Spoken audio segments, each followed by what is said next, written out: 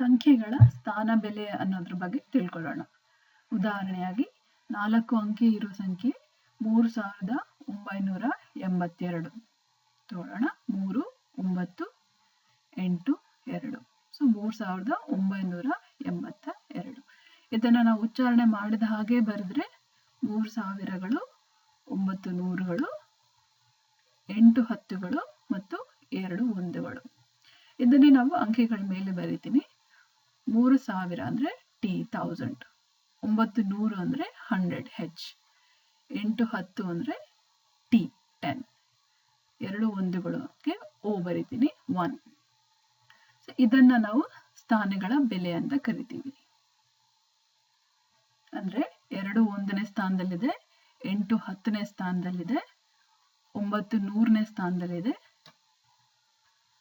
ಹಾಗೂ 3000ದ ಸ್ಥಾನದಲ್ಲಿದೆ.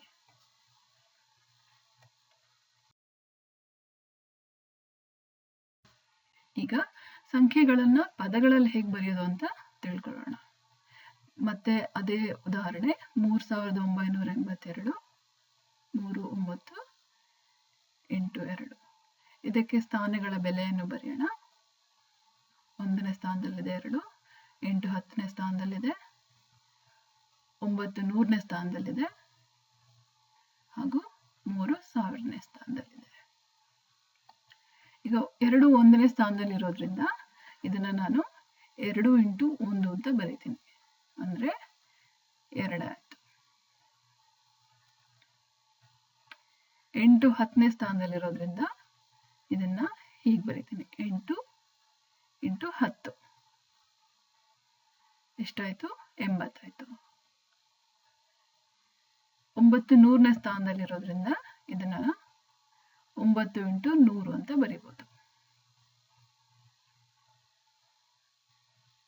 ಇದು ನಮ್ಗೆ 900 ಆಯ್ತು.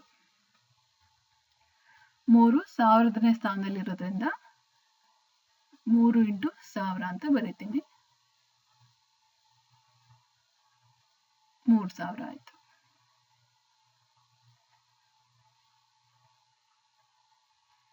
ಇವಾಗ ಇದನ್ನೆಲ್ಲ ಕೂಡಿಸಿ ಬರೆಯೋಣ. ಅಂದ್ರೆ 3000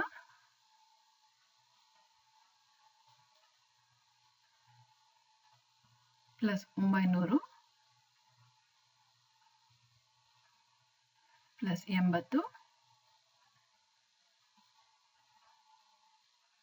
ಪ್ಲಸ್ 2. ಇವಾಗ ಇದನ್ನೇ ಬಿಡಿಸಿ ಪದಗಳಲ್ಲಿ ಬರೆದ್ರೆ 3982 ಹೀಗೆ ಪದಗಳಲ್ಲಿ ಬರಿಬಹುದು.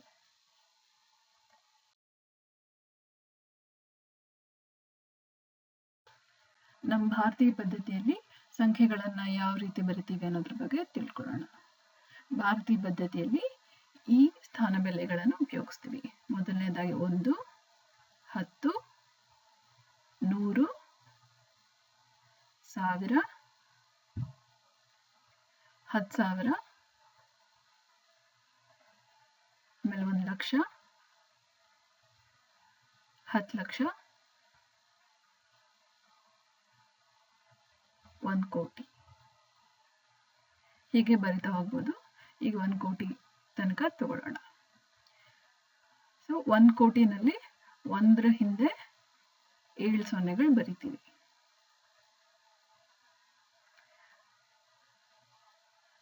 10 ಲಕ್ಷದಲ್ಲಿ 1ರ ಹಿಂದೆ 6 ಸೊನ್ನೆ ಬರುತ್ತೆ.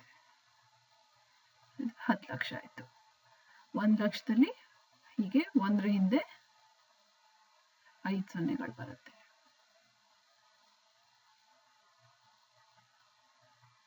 10,000ದಲ್ಲಿ 1ರ ಹಿಂದೆ 4 ಸೊನ್ನೆ. 1,000ದಲ್ಲಿ 3 ಸೊನ್ನೆ. 100ರಲ್ಲಿ 2 ಸೊನ್ನೆ. 10ರಲ್ಲಿ ಬರೀ 1 ಸೊನ್ನೆ ಬರುತ್ತೆ. ಕೊನೆಯದಾಗಿ 1.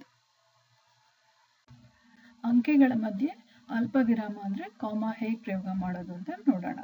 ಭಾರತೀಯ ಪದ್ಧತಿಯಲ್ಲಿ ಮೊದಲನೇ ಅಲ್ಪ ವಿರಾಮ ಬಲಗಡೆ ಮೂಲೆಯಿಂದ ಶುರು ಮಾಡಿ ಅಂದ್ರೆ 1ನೇ ಸ್ಥಾನ ಆದ್ಮೇಲೆ 3 ಅಂಕೆಗಳ ನಂತರ ಅಂದ್ರೆ 100ನೇ ಸ್ಥಾನ ಆದ್ಮೇಲೆ ಬರಿತೀವಿ. ಎರಡನೇದು ಮತ್ತೆರಡು ಅಂಕೆಗಳಾದ್ಮೇಲೆ ಅಂದ್ರೆ 10,000 ಆದ್ಮೇಲೆ ಮೂರನೇದು ಮತ್ತೆರಡು ಅಂಕೆಗಳು ಅಂದರೆ 10 ಲಕ್ಷ ಆದ್ಮೇಲೆ ಬರಿತೀವಿ. ಹೀಗೆ 1 ಕೋಟಿಗೆ 3 ಅಲ್ಪವಿರಾಮ ಬರುತ್ತೆ. ಹೀಗೆ 10 ಲಕ್ಷಕ್ಕೂ ಬರೆಯೋಣ. 10 ಲಕ್ಷದಲ್ಲಿ 2 ಅಲ್ಪವಿರಾಮ ಬರುತ್ತೆ. ಜ್ಞಾಪಕ ಇಟ್ಕೋಬೇಕು, ಮೊದಲನೇದು ಮಾತ್ರ 3 ಅಂಕೆ ಆದ್ಮೇಲೆ ಬರುತ್ತೆ, ಮತ್ತೆ ಬಾಕಿ ಎಲ್ಲ ಅಲ್ಪವಿರಾಮಗಳು 2 ಅಂಕೆಗಳ ನಂತರ ಬರಿಬೇಕು.